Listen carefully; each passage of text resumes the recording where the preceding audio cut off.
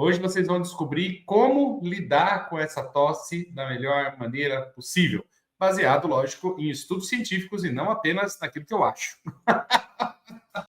E eu tenho certeza que tem muita gente aí em casa sofrendo com alguém que está tossindo. Tosse. Não, fica tranquilo. Mas antes de falar sobre essa planta maravilhosa, essa planta incrível, é importante a gente falar sobre como a gente cuida da saúde da gente no nosso dia a dia. E a gente precisa aprender a lidar com isso. Eu sempre falo para as pessoas, né? Se você não entrar com um tratamento natural para uma criança, o que você vai fazer? Vai meter nele um veneno químico de novo? Que prejudica rim, prejudica fígado, prejudica estômago, prejudica a microbiota intestinal, é isso que você vai fazer? De novo, trazer mais uma vez um produto que mais prejudica do que melhora, só para tratar a tosse você causa mais 3, 4 efeitos colaterais que às vezes você nem está vendo, porque você não está fazendo exame do fígado, não está fazendo exame do rim, não dá para você saber. E as coisas vão acontecendo e vão se acumulando ao longo do tempo, né? Essa visão é muito importante a gente ter. Como que a gente está lidando com a nossa saúde, com a saúde da nossa família, né? Tudo a gente transfere para o outro. E a saúde é a mesma coisa. Você não cuida mais da sua saúde. Você transfere para o sistema. E o sistema que cuide da sua saúde. Olha que perigo. No tempo da sua avó, era a sua avó que cuidava da saúde da família toda. Ela sabia fazer garrafada, sabia fazer xarope, sabia fazer chá, sabia fazer banho, compressa, sabia fazer um monte de coisa. Era a sua avó, era o seu avô que resolviam as coisas. A casca da árvore aqui, a folha da planta lá, a flor daquilo, a semente daquilo outro, a raiz daquele lá. Lá vai seu avô com um facão e um enxadão na mão para arrancar a raiz de uma árvore para trazer para fazer um xarope, fazer uma preparação. Eles sabiam o que eles estavam fazendo, eles tinham conhecimento sobre aquilo e eles tinham a capacidade, a competência de resolver esses problemas. E não vem me dizer que não funcionava. Senão a gente não estava aqui hoje, tinha todo mundo morrido no meio do caminho. Se sua avó e seu avô não soubessem o que estavam fazendo, sua mãe e seu pai tinham morrido no meio do caminho. Você não estava aqui. A humanidade não estava com 8 bilhões de pessoas, né? Porque no tempo dos nossos avós eram 2 bilhões, agora são 8 bilhões. Não tinha aumentado a humanidade desse jeito, né? Aumentou. Então, assim, o que eles faziam funcionava. E eles assumiam a responsabilidade de fazer aquilo acontecer. Você não sabe o que você tem, por que você tem, você não tem ideia. Nem o que é exatamente o que você tem, nem por que você está tendo aquilo. Você não sabe o que é aquele negócio que ele está mandando você tomar, você só toma porque o médico mandou. Médico está logo abaixo de Deus. Assim, Deus, médico e todas as outras coisas que possam existir na face da Terra. Então ele mandou, as pessoas fazem. Você não lê a bula, você confia tanto, né? E aí você toma o remédio, espera melhorar. Se melhorar, ponto para o médico. Se não melhorar, você fala mal do médico, volta no posto e toma outro remédio. Mas você nunca tem o poder de resolver o problema. E aí, quando você pensa em você mesmo, já é um dilema muito grande. Aí, quando você fala dos seus filhos, outro dia, minha neta Aurora, que tem 6 meses de idade, estava com uma bronquiolite. Sabe quem cuidou dela? Fui eu. Ela foi ao médico, o médico escutou o pulmão dela, disse é uma bronquiolite, fez uma prescrição de uns remédios. A gente, obviamente, que não deu aqueles remédios naquele momento, a gente começou o tratamento de maneira natural. Fiz um xarope, ela tomou o xarope, diluído da maneira que um bebê pode tomar, e pronto, 3 dias ela não tinha mais bronquiolite. Mas e você? Se o seu filho tiver bronquite, o que você faz? Vai entupir ele com corticoide, com anti-inflamatório, analgésico, antitérmico, expectorante, broncodilatador, mucolítico. Só que é nesse assim mesmo que a gente vai perdendo a qualidade de vida. É nesse assim mesmo que a gente vai impactando a nossa saúde cada vez um pouco mais. E aí você olha para o seu filho, ele tem lá 5, 6 anos, ou menos, ou mais, mas ele está ali, seu filho. Ele vai impactando a saúde dele, impactando a saúde. Você não está vendo. A gente não vê esse impacto, ele não é palpável nessa idade. O problema é que quando ele tem 30 anos, 35, 40 anos, a saúde dele está um lixo.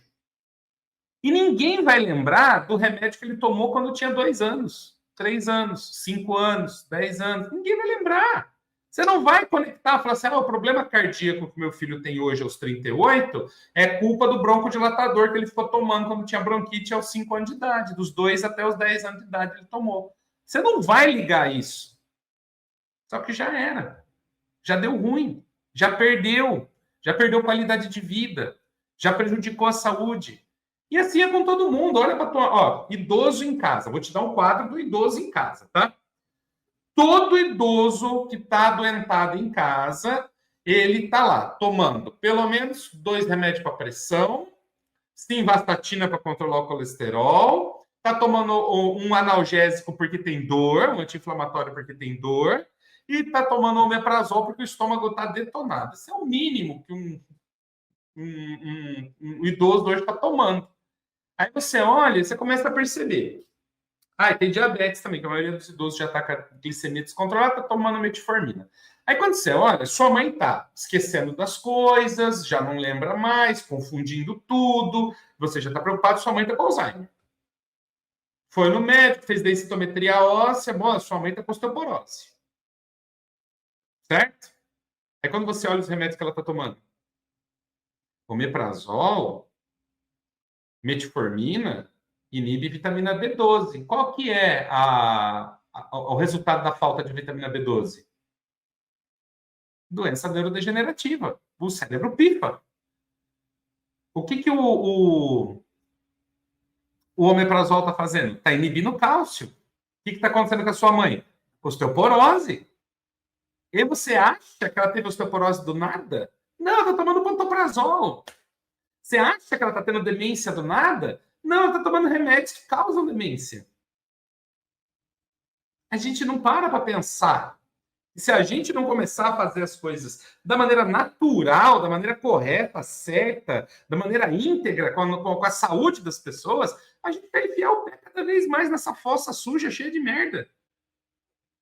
E a gente vai ser cada vez mais sujo de lá de dentro. Infelizmente. A gente vai ter cada vez mais problemas de saúde para lidar, que não são nossos. São efeitos colaterais de medicamento que a gente tomou a vida inteira. A gente nunca vai alcançar a cura de nenhum problema de saúde. Sabe por quê? Porque eles nos fazem doentes a vida inteira, escravizados por medicamentos químicos que melhoram o sintoma, mas não resolvem o problema. Para você achar que está um pouco melhor e continuar tomando. Só que, na verdade, quando que foi que a sua hipertensão passou? Nunca. 30 anos, 40 anos tomando remédio. Imagina quanto, faz a conta, quanto em dinheiro você já contribuiu para essa indústria. Para pensar. E a cura? Nunca. E a metformina, você começou a tomar uma de 500, está tomando 3 de 750 agora, vai começar a tomar glicazida, daqui a pouco insulina. Mas quando é que melhora essa diabetes? Quando é que não passa? Porque não foi feito para isso. Agora, quando você descobre que existe um universo de possibilidades dentro das plantas medicinais, as mais simples que você possa imaginar, porque eu trato a minha família com o que nasce no meu quintal, porque eu tenho do outro lado da rua. É isso que eu uso para tratar a minha família. Eu não saio desesperado para comprar planta no mercado. Eu não vou para a loja de produto natural procurar planta vagabunda. Não. Eu uso o que nasce no meu quintal, eu uso o que nasce do outro lado da rua, eu uso o que eu tenho na minha geladeira. E é assim que eu trato. Outro dia, minha comadre estava aqui, Lígia, passando mal por conta de um problema que teve no estômago. Eu desci, fui lá, fiz um macerado de saião para ela, fiz um chá por maceração a frio de saião para ela. Já tomou, já deu uma melhorada. Depois desci, fui lá, fiz um suco de batata doce, bati no liquidificador, coei, trouxe para ela, tomou, passou. Precisa de omeprazol? Precisa de ranitidina? Precisa de quê? Precisa de nada, só precisa de conhecimento. Quanto mais conhecimento você tiver, mais livre você será. A maior prisão que a gente pode se colocar é a prisão da ignorância. E não saber cuidar da própria saúde, da saúde da família, é a maior ignorância que alguém pode acumular na vida. É escolher ser escravo de um sistema. É escolher ser escravizado pelo sistema. É escolher ser mutilado pelo sistema. É escolher ser rechaçado pelo sistema, feito de palhaço o tempo todo no balcão de farmácia. Para com isso. Para com isso. Você pode mudar. Eu vou te mostrar agora como uma planta simples da sua geladeira, da sua cozinha, pode tratar a tosse melhor do que um medicamento de farmácia. Está cansado de tosse? Criança não para de tossir, o idoso não para de tossir, você está tossindo aí que nem um cachorro, não para? Então eu vou te ensinar hoje como resolver esse problema. Essa planta você tem aí na sua cozinha e é uma planta que é mais potente do que medicamento químico. Então eu vou provar isso para você através de uma pesquisa científica maravilhosa. Vamos lá. Então, o nome dessa planta é gengibre. Zingiber officinale é o nome científico. Essa planta que você pode comprar em qualquer mercearia, qualquer quitanda, qualquer supermercado. Essa planta é sensacional. E ela tem propriedades medicinais incríveis, não só para tosse, mas para muitos problemas de saúde. Uma planta extremamente segura, que até gestantes podem usar, crianças podem usar, todo mundo pode usar. E fica um alerta aqui para vocês: gengibre não sobe a pressão. Eu tenho alunos meus que tratam a pressão arterial com gengibre. Só não pode usar muito pouco. Você tem que usar a quantidade correta de gengibre, uma boa colher de gengibre para fazer o seu tratamento. E se você usar muito pouco, ele tende a dar uma elevada na pressão arterial. Ah, mas ele pinica muito, então uso bem pouquinho. Usa bem pouquinho, vai subir a pressão. Se você usar direito, usar da forma correta, você vai ter... Eu vou te ensinar hoje um jeito de você consumir o gengibre de uma maneira maravilhosa, tá? Fica comigo. Bom, muito bem. Então, estamos falando do gengibre aqui, que não sobe a pressão, entre muitas outras, dezenas de outras propriedades medicinais, vai tratar a tosse melhor do que medicamento químico. E o estudo científico que eu encontrei foi esse aqui. É um estudo que foi conduzido entre a Índia e a Eslováquia. Esses dois países se reuniram para colaborar nessa pesquisa. E o objetivo foi avaliar em animais o efeito antitussígeno de um polissacarídeo obtido da decocção do gengibre. O que é um polissacarídeo? É uma substância presente ali na raiz do gengibre, no rizoma do gengibre, certo? Foi extraído para verificar se era ele que tinha ação contra a tosse. Porque o gengibre é utilizado na medicina indiana, na medicina chinesa, em outras medicinas tradicionais, há milhares de anos para tratar tosse. Só que a ciência não entendia. Por que trata tosse? Então, nessa pesquisa, eles foram lá, coletaram esse polissacarídeo do gengibre e testaram. Foram 4 grupos. O primeiro grupo é um grupo que tomou água só. Tomou veículo, tomou água. O segundo grupo tomou codeína. O que é codeína? Codeína é um medicamento químico que você encontra na farmácia para tratar tosse. É codeína, certo? Então, o primeiro grupo não tomou nada, o segundo grupo tomou codeína. Terceiro grupo tomou o polissacarídeo numa dose mais baixa e o segundo o polissacarídeo numa dose mais alta. E eles foram avaliados diante do esforço para tosse provocado pelo ácido cítrico. Então, eles pegaram os animais, aspiraram o ácido cítrico dentro da cavidade nasal, isso causa uma irritação muito grande que faz os animais espirrarem muito, né? Tossir, espirrar, enfim. Então, aí gera um esforço de tosse nesses animais. O que aconteceu? O polissacarídeo demonstrou uma supressão da tosse igual ou superior ao da codeína. Olha só isso. Sem alterar a resistência das vias aéreas, sugerindo um mecanismo não opioide e ausência de efeito colateral broncoconstritor. Olha só que legal, gente. Isso quer dizer que funcionou. Vamos dar uma olhada aqui nessa tabelinha. A primeira linha aqui, ó, é o grupo que só tomou água. A segunda linha é o grupo que tomou codeína. A terceira linha, o grupo que tomou o polissacarídeo em baixa concentração e o terceiro em alta concentração. Nessa coluna aqui, ó, a primeira coluna é o que está descrevendo os grupos. A segunda coluna está aqui, ó, NE 0 minutos. Quer dizer que foi a quantidade de tosse que esses animais tiveram, de esforço de tosse que esses animais fizeram antes de tomar qualquer uma das substâncias. O NE30 é o número de esforços de tosse que os animais tiveram 30 minutos depois de serem tratados. E no final a gente tem o percentual de redução.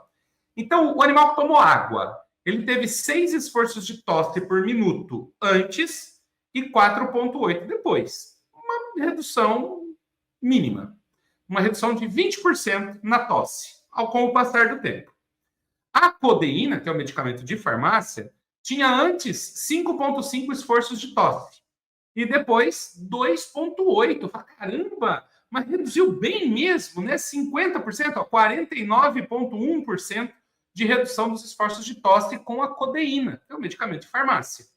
No grupo que tomou o polissacarídeo de gengibre na dose baixa, começou com 6,62 esforços de tosse e terminou com 2,25. Isso foi uma redução de 66% do esforço de tosse. Foi melhor do que a codeína, que foi 49%.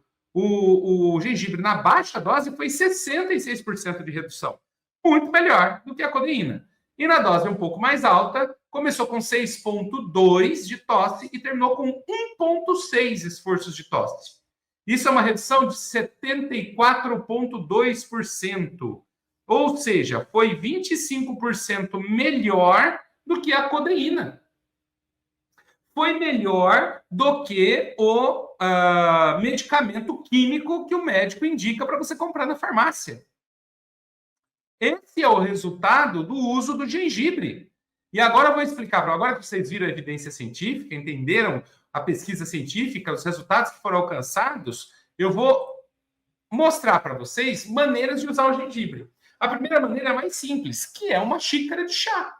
Você rala o gengibre, ou pica o gengibre, pega uma colher de sobremesa e deixa ferver na água.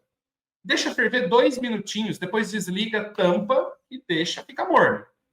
Certo? Ficou morno, coa e toma. É isso que você tem que fazer. Ah, mas é muito picante, posso pôr açúcar? Claro que não, vai piorar a sua tosse. Coloca, na melhor das hipóteses, coloca mel. Você pode usar stevia, que é um adoçante natural, ou mel. Mas açúcar mesmo, pura sacarose, eu não recomendo utilizar, tá? Segunda forma que você pode usar o gengibre, num suco. Você pode pegar e bater o gengibre com fruta. Então, por exemplo, abacaxi com gengibre. Uma colher de sobremesa de gengibre para um copo d'água. Aí você coloca um pedaço de abacaxi, bate, coa e toma. Vai fazer o efeito do mesmo jeito. Pode ser mais simples ou mais agradável para se tomar o gengibre. Na forma de um suco. Ah, eu só tenho morango. Morango. Ah, eu só tenho goiaba. Goiaba. Eu só tenho limão. Limão. Não tem problema. Bate com o gengibre, coa e toma. Para criança é muito mais fácil tomar o gengibre assim, tá? Então tem o chá, tem o suco e tem uma salada que você pode fazer de gengibre que eu gosto muito. É uma salada polonesa chamada kshan. E normalmente kshan utiliza a raiz forte, mas aqui no Brasil é muito difícil encontrar a raiz forte, quando a gente encontra é muito caro.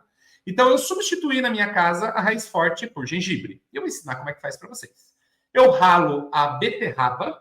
Pega uma beterraba, rala ela no ralo mais fininho que tiver, no ralador mais fininho que tiver. Rala para ela ficar bem fininha. Aí você vai e pega o gengibre, pega um bom pedaço de gengibre. Rala também no mais fininho, deixa ele moer ali o gengibre e você vai misturar com aquela beterraba. O gengibre desaparece no meio da beterraba, mas o sabor dele está forte lá.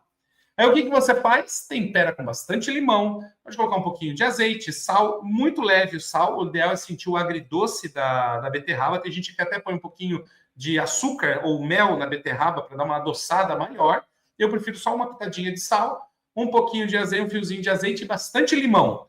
Mexo aquilo e como essa salada crua de beterraba com gengibre e é maravilhoso. Nessa época do ano é impressionante. Você pega a beterraba, que já é broncodilatadora, e já ajuda você a respirar melhor, e junta com o gengibre, que combate a tosse e mata as bactérias pulmonares. O que mais você quer na sua vida? Essa salada é a salada da respiração agora para essa época do ano. Para quem gosta e curte, pode também, já mudando a receita, mas você pode ralar também uma cebola, rala bem fininho e mistura com a beterraba, com gengibre, limão e faz uma bruta de uma salada para o sistema respiratório. Você vai ver como isso vai ser bom para você e para a sua família. Beleza? É assim que a gente usa plantas medicinais, na simplicidade do nosso dia. Fazer um suco, uma salada, um chá, isso é maravilhoso. E eu espero que você faça uso do gengibre aí para tratar as tosses aí na sua casa.